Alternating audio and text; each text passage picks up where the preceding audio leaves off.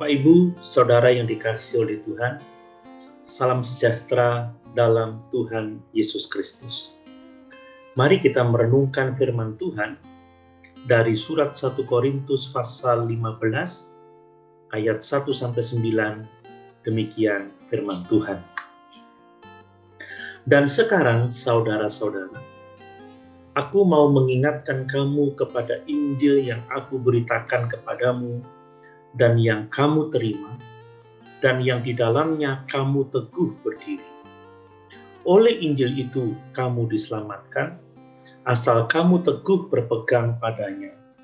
Seperti yang telah kuberitakan kepadamu, kecuali kalau kamu telah sia-sia saja menjadi percaya. Sebab yang sangat penting telah kusampaikan kepadamu, yaitu apa yang telah kuterima sendiri, ialah bahwa Kristus telah mati karena dosa-dosa kita sesuai dengan kitab suci, bahwa ia telah dikuburkan dan bahwa ia telah dibangkitkan pada hari yang ketiga sesuai dengan kitab suci, bahwa ia telah menampakkan diri kepada Kefas dan kemudian kepada ke-12 muridnya. Sesudah itu ia menampakkan diri kepada lebih dari 500 saudara sekaligus. Kebanyakan dari mereka masih hidup sampai sekarang, tetapi beberapa di antaranya telah meninggal. Selanjutnya ia menampakkan diri kepada Yakobus, kemudian kepada semua rasul, dan yang paling akhir dari semuanya, ia menampakkan diri juga kepadaku, sama seperti kepada anak yang lahir sebelum waktunya. Karena aku adalah yang paling hina dari semua rasul, bahkan tidak layak disebut rasul, sebab aku telah menganiaya jemaat Allah.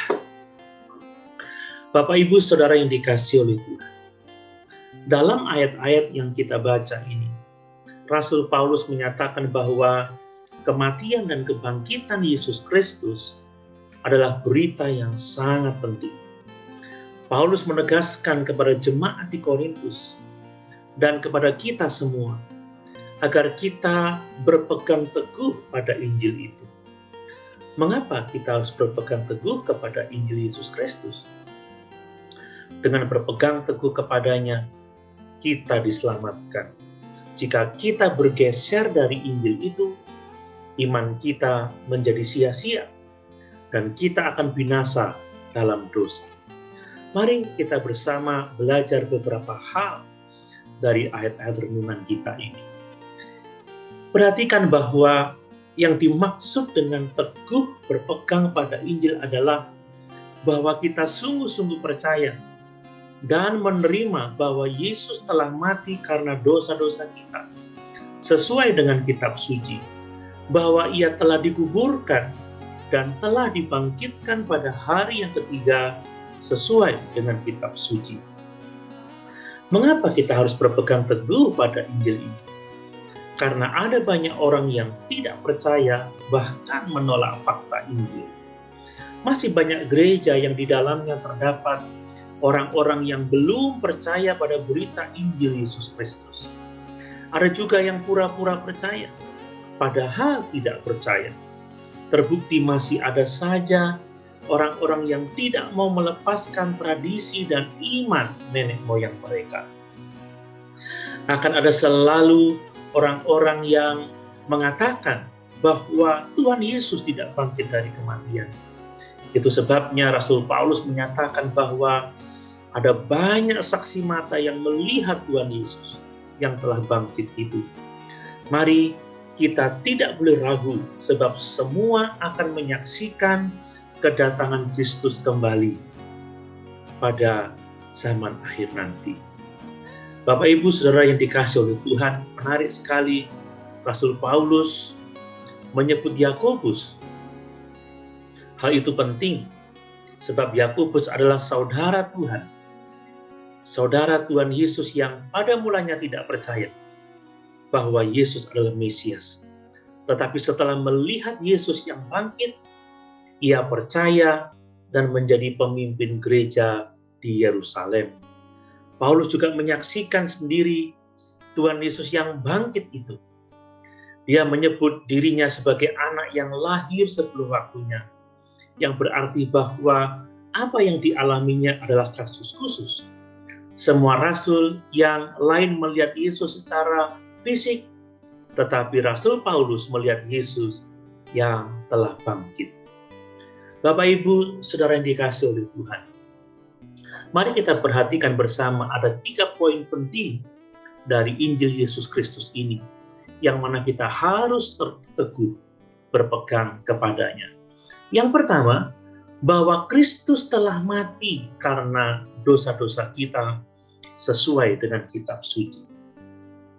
Tanpa kebenaran ini, kematian Kristus tidaklah berarti, dan mereka yang percaya kepada Tuhan Yesus tetap hidup dalam dosa mereka dan tidak memiliki pengharapan.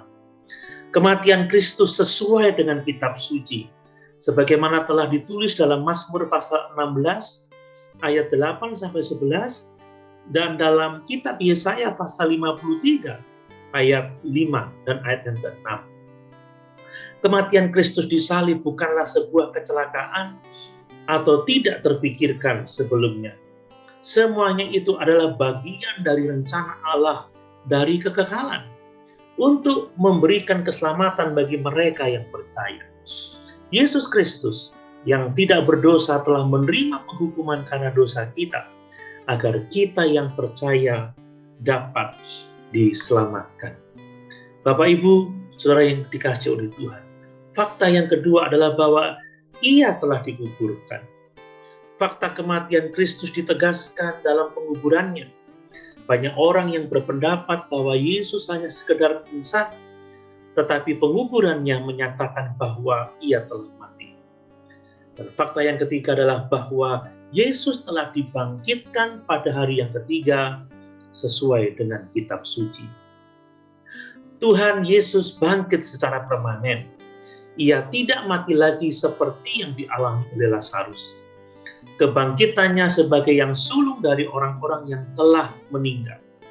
Semua kita yang percaya juga akan mengalami kebangkitan dari antara orang mati. Bapak, Ibu, Saudara yang dikasihi oleh Tuhan, marilah kita berpegang teguh pada Injil Yesus Kristus ini. Datanglah kepada Kristus untuk pengampunan dosa dari Dia yang telah mati sesuai dengan kitab suci, yang telah dikuburkan dan dibangkitkan pada hari yang ketiga sesuai dengan kitab suci. Haleluya. Tuhan Yesus memberkati.